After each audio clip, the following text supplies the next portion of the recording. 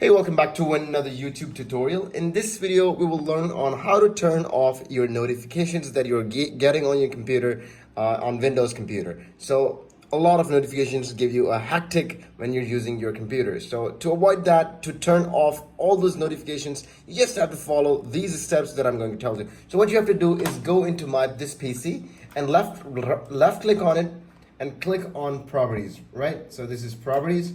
And once you click on properties, you just have to see an option called notifications and actions. You just want to click on that. And once you click on that, you can see the notifications are currently on. So what you have to do is just turn off these options without going through any of these ones. So just click on that. Once you click on that, you can see that all the notifications will be turned off, so you don't have to be bothered about it. So if you want to do that on your computer, on your laptop, or whatever screen that you are doing on it. So if you find this video really helpful, make sure to leave a comment below, subscribe to this channel. We'll see you in another video. Keep visiting Tides Schooling.